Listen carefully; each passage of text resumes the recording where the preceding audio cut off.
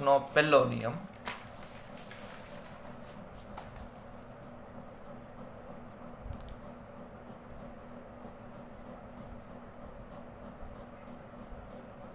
કિર્ચોફનો પ્રથમ નિયમ. ચાલો પહેલા નિયમમાં શું કહે છે? પહેલો નિયમ એકદમ સિમ્પલ છે. પહેલો નિયમ એવું કહે છે કે માની લો કે અહીંયા એક જંકશન છે O, બરાબર. આ જંકશન પાસે 5 તાર ભેગા થાય છે, 1 2 3 4 અને 5, બરાબર. આ પાંચેય તારમાંથી અલગ અલગ વિદ્યુત પ્રવાહ પસાર થાય છે અને માની લો કે આ તારમાંથી I1 પ્રવાહ અંદર આવે છે જંકશન તરફ, અહીંયા I2 પ્રવાહ અંદર આવે છે, અહીંથી I3 પ્રવાહ બહાર જાય છે, અહીંથી I4 પ્રવાહ અંદર આવે છે અને અહીંથી I5 પ્રવાહ બહાર જાય છે. જંકશન પાસે કંઈક આવી રચના છે. સર્કિટ જે છે એમાંથી કોઈ એક જંકશન લઈ લો તો આવી કંઈક રચના છે, બરાબર.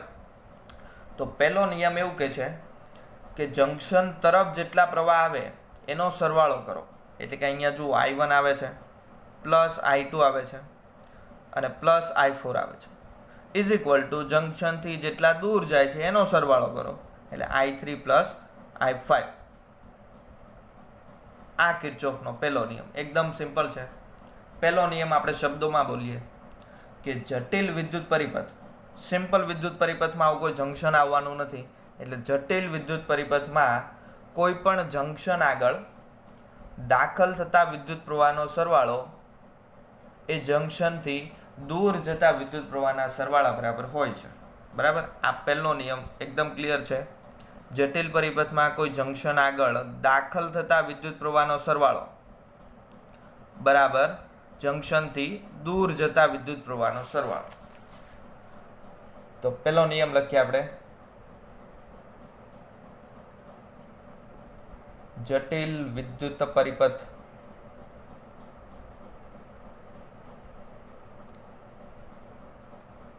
કોઈ પણ જંકશન આગળ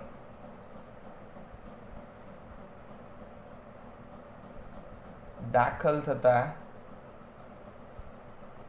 વિદ્યુત પ્રવાહોનો સરવાળો એ જંકશનથી દૂર જતા વિદ્યુત પ્રવાહોના સરવાળા બરાબર હોય છે. આ પહેલો નિયમ છે. આ પહેલો નિયમ જે છે એ સમજવા માટે આપણે એક આકૃતિ દોરીએ.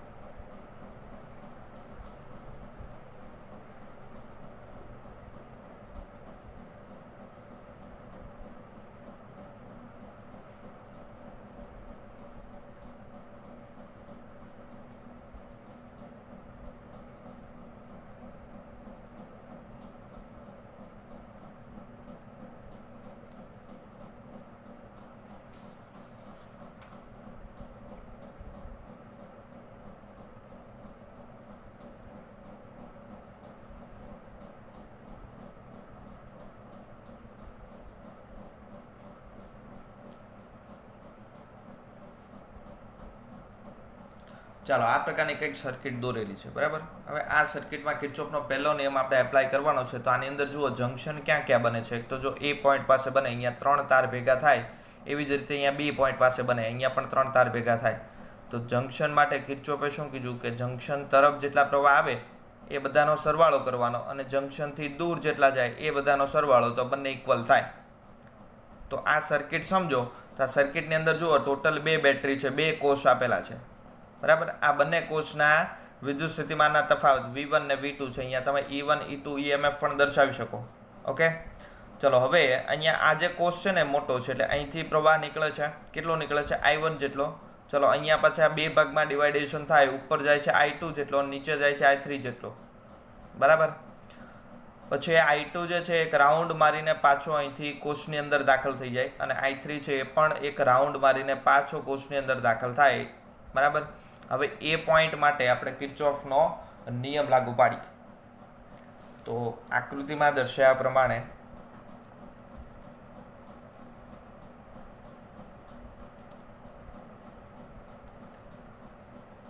એ બિંદુથી દૂર જતા પ્રવાહો કેટલા છે ભાઈ? દૂર કેટલા જાય છે? એ થી દૂર ભાઈ I2 અને I3 આ બંને જાય છે ને, તો દૂર જતા પ્રવાહ I2 પ્લસ I3 છે, અને એ બિંદુ તરફ આવતા પ્રવાહ એક જ પ્રવાહ છે, કયો? I1 છે, બરાબર. તો કિર્ચોફના પહેલા નિયમ પ્રમાણે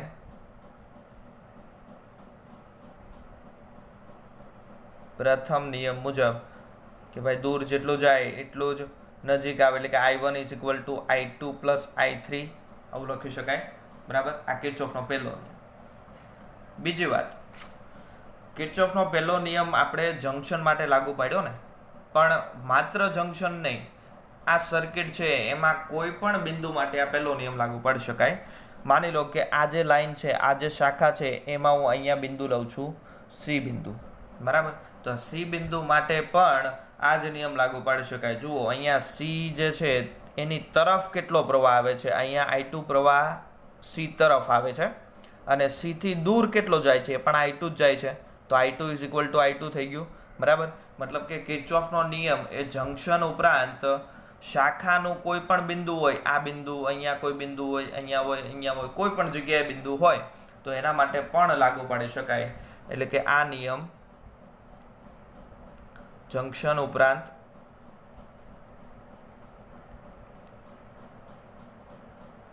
શાખાનું કોઈ બિંદુ આગળ પણ લાગુ પાડી શકાય.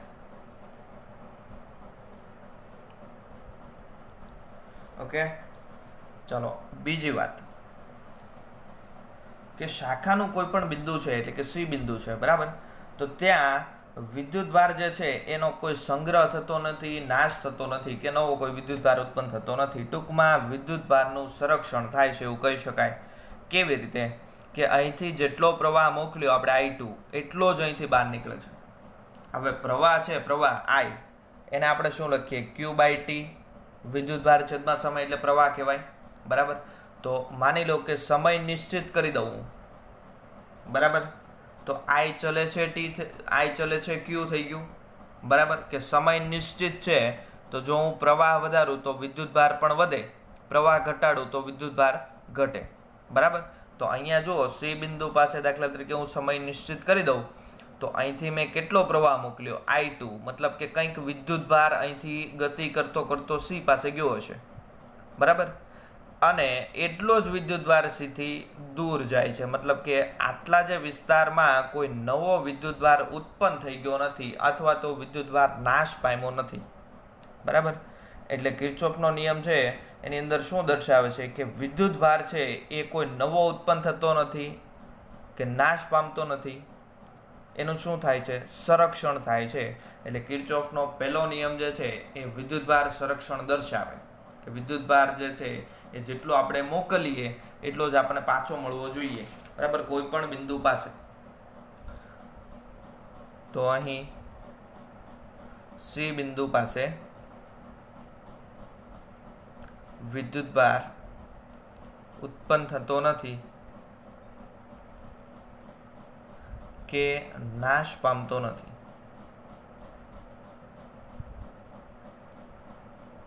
એટલે કે વિદ્યુતભારનું સંરક્ષણ થાય છે.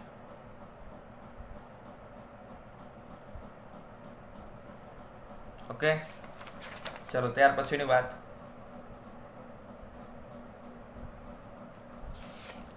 કે અહીંયા C બિંદુ જે છે ત્યાં આપણે પ્રવાહ મોકલ્યો છે I2, અને એટલો જ પ્રવાહ પાછો બહાર આવે છે. એટલે અહીં C બિંદુ પાસે, C બિંદુ તરફ આવતો પ્રવાહ કેટલો છે? I2 છે, અને દૂર જતો પ્રવાહ I2 છે, બરાબર. એટલે જેટલો એના તરફ આવે એટલો જ દૂર જાય. ચાલો ત્યાર પછી બીજે પાછું એક સર્કિટ સમજી લઈએ કે અહીંયા જંક્શન O પોઈન્ટ છે, 5 તાર વાળી જે આપણે શરૂઆતમાં સ્ટાર્ટિંગમાં જે સર્કિટ સમજી કે અહીંયા આપણી પાસે 5 તાર છે, બરાબર. અહીંથી I1 આવે છે, I2 આવે છે, I3 જાય છે, I4 જાય છે, I5 આવે છે, બરાબર. કોઈ પણ તમારી રીતે તમને જેવી રીતે ઇઝી લાગે એવી રીતે પ્રવાહની દિશા દર્શાવી શકો, બરાબર. હવે આના માટે કિર્ચોફનો નિયમ લાગુ પાડો તો આકૃતિમાં જંકશન બિંદુ O દર્શાવ્યું છે,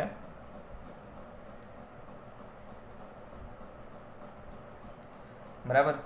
જંકશન પાસે મળતા વિદ્યુત પ્રવાહો કયા કયા છે? I1, I2, I3, I4 અને I5 છે. એટલે કે કોઈ નિશ્ચિત સમય t માં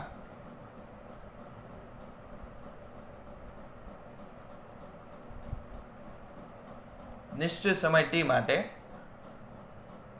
જંકશન પાસે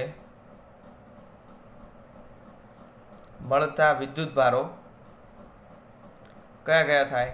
Q1, Q2, Q3, Q4 અને Q5 છે, બરાબર. કે પ્રવાહ એટલે શું લખાય? Q/T, પણ T ને આપણે નિશ્ચિત કરી દીધા એટલે વિદ્યુતભારો બદલાય. કેટલા આવશે? Q1, Q2, Q3, Q4, Q5, બરાબર. હવે આપણે વિદ્યુત પ્રવાહ જે છે એને કેવી રીતે લખાય? Q/T. તો I1 શું લખાય? Q1/T. એવી જ રીતે I2 Q2/T up to I5 5 સુધી જવાનું છે, Q5/T, બરાબર. ચલો આ બધામાંથી Q ને કરતા બનાવી. Q1 I1T, Q2 I2T up to Q5 I5T. Okay. ચલો કિર્ચોફના નિયમ પ્રમાણે શું છે કે ભાઈ જંકશન તરફ જેટલો પ્રવાહ આવે એટલે કે જંકશન તરફ જેટલો વિદ્યુતભાર આવે એટલો જંકશનથી દૂર જાય, બરાબર. તો અહીં જંકશન તરફ t સમયે જંકશન તરફ જતો વિદ્યુતભાર, જંકશન તરફ કેટલો વિદ્યુતભાર ગતિ કરે છે જુઓ તો I1 જાય છે એટલે I1 પ્રવાહને કારણે વિદ્યુતભાર કયો આવશે? Q1, I2 ના કારણે Q2 અને I5 ના કારણે Q5. એટલે જંકશન તરફ જતો વિદ્યુતભાર Q1 + 2 + 5 અને જંકશનથી દૂર જતો વિદ્યુતભાર એ કયો છે? Q3 + Q4 છે. તો વિદ્યુતભાર સંરક્ષણ શું કહે છે? જેટલો વિદ્યુતભાર આવે છે એટલો જ દૂર જાય છે, બરાબર. તો અહીંયા આપણે વિદ્યુતભાર સંરક્ષણનો નિયમ લાગુ પાડીએ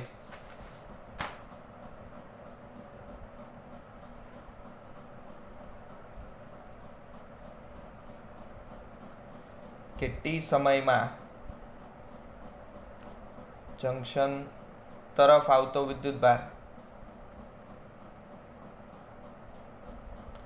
બરાબર દૂર જતો વિદ્યુતભાર.